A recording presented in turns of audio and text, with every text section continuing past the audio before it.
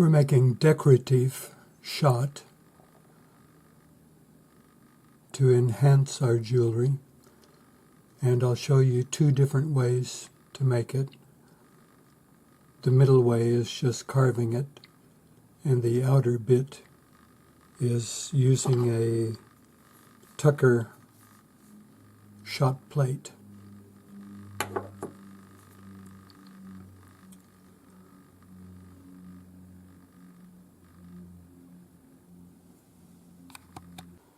Time for a little smudging. I have my sage stick. Time to clean the studio. I love the smell of burning sage. It always lifts my spirit. I used to go to the powwows a lot when I was in the States, and all ceremonies are started by burning sage and getting rid of the bad spirits. The blackfellas here do the same thing. So whenever I'm around any of the ceremonies, it brings the memories back. But I love it. I don't do it a lot, but from time to time, when it's time to kind of get a fresh beginning in the studio, raise the energy. I know it's a bit new agey or old-fashioned, take your pick, but it works for me. I'm going to melt two 6 by 1.2 jump rings into a ball, and then I'm going to hammer it into a Tucker shot plate for decorative shot.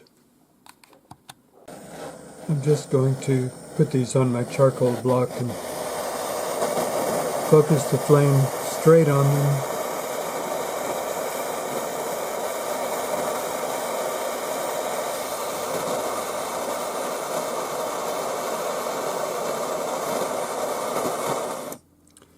They'll ball up. They'll have a nice flat bottom where they're sitting on the charcoal. And I'll just shift it to make sure they're not stuck.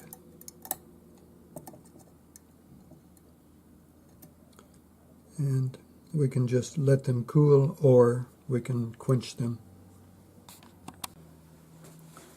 So dry them off. Always get in the habit of drying your metal after it comes out of the pickle and you've rinsed it off.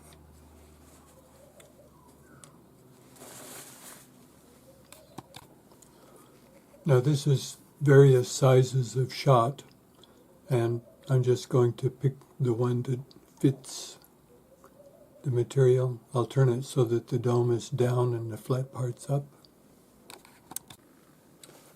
So you can see the flat part of the shot here, and just use a ball peen or a cross peen hammer to hammer it in.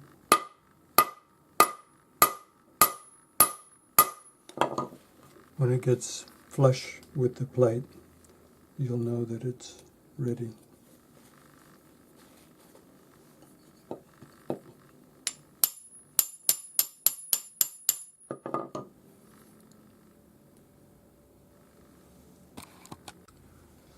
If the shot doesn't want to come out, you can just use a center punch to go in the middle.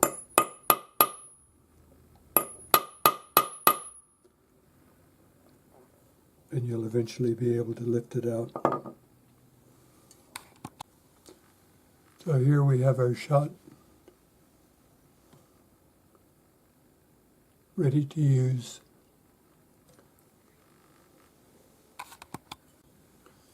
One more time.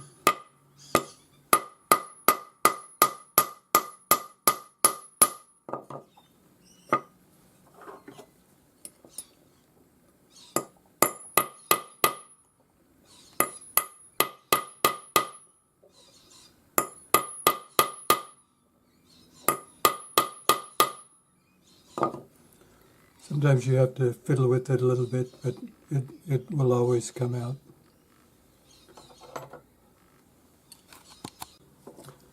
Now if your shot is stuck on the end of your punch, for me that's a good time to tidy it up, because I'll take a cut-off disc and I'll just go around it, and any of the little bits of flashing that are out past the edge of the shot, then I just tidy it up with this. Then it's just a matter of grabbing it with my parallel jaw pliers and giving it a bit of a wiggle, and it'll come off and be ready to use. Now, if you have flashing, the flashing is the bit that's sticking out past the edge to clean up. What I do is I just hold it in my parallel jaw pliers if it's not stuck to the punch, and then I just use my cutoff disc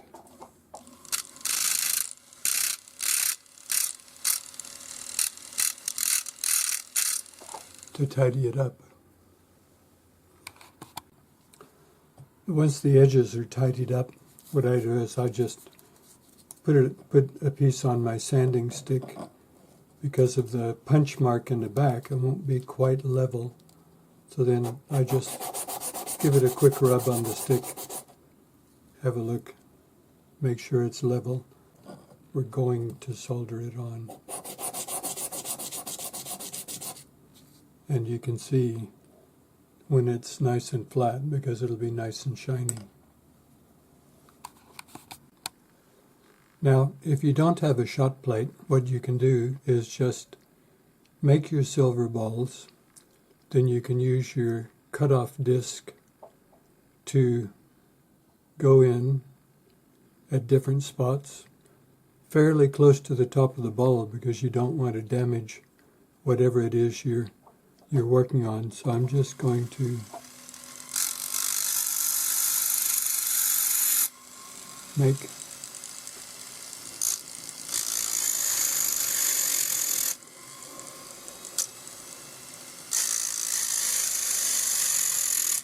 some cuts to show you. You just need to be aware of the rest of the material so that you don't hit marks where you don't want them. So we've got those little marks on the top, and now I'm going to just use an abrasive wheel, which is the black wheel. It's equivalent to 400 grade paper. And then I'm just going to follow those marks in, just to smooth them out and widen them a little bit at the top.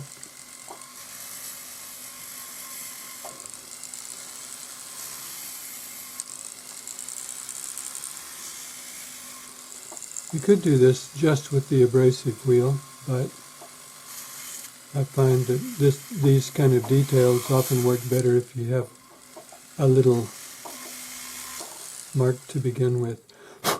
So there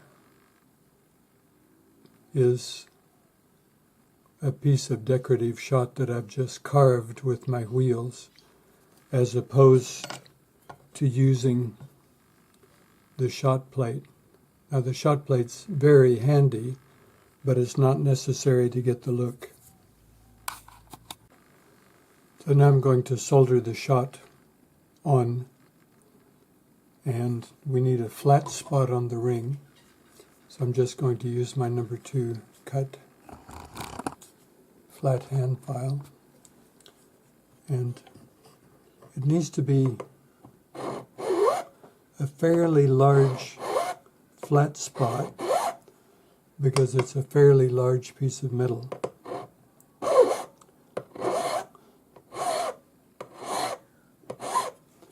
I'm just going to file until the flat spot is the same width as the shot.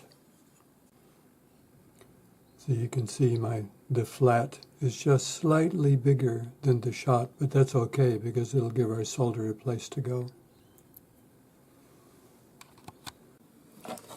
Now, using the Orca torch for this, so we're going to use easy solder, because sometimes hard is right at the limit of the torch's ability. So I've fluxed the bottom of the shot, and I have my easy solder, so I'm going to use a 3 millimeter long piece,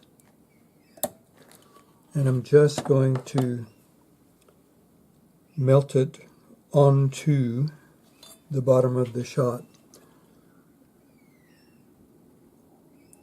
So I'm just going to place that right on the shot.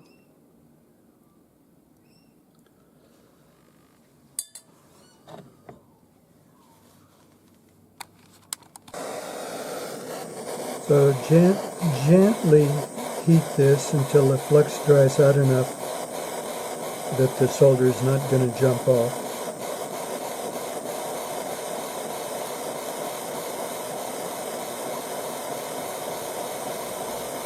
So there. And then I'm just going to focus the heat on the bottom. And that's what we want. We want the solder to just start to flow. Now, I'm going to heat the ring. Shift this up.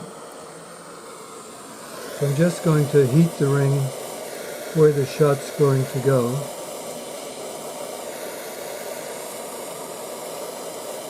A little bit of flux, and then I'm going to place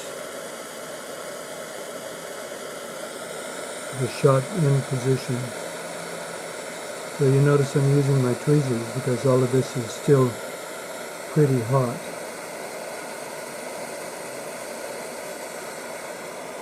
So just take your time, make sure it's where you want it to be. Then we're going to turn up the heat and heat from underneath.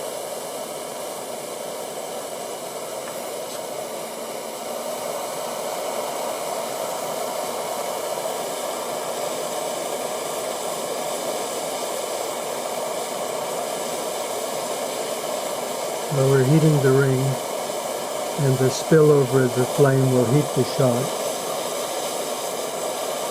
And then when it all comes up to temperature like that, the solder will flow and it'll settle into place.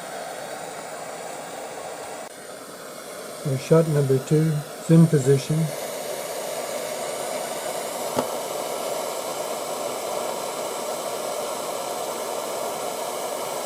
And by having the flat spot on the ring, and by having the bottom of the shot flat, it'll stay in position.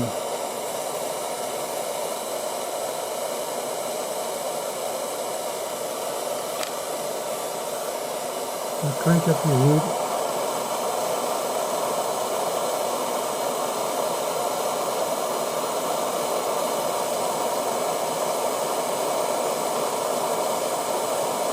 And you can see it when it drops. You have a nice solder line all the way around. So you can see we have 2 of the pieces of shot that are made in the shot plate, and 2 of the ones in the middle that we made ourselves. So it's time to quench, pickle, and polish. We're making decorative shot to enhance our jewelry.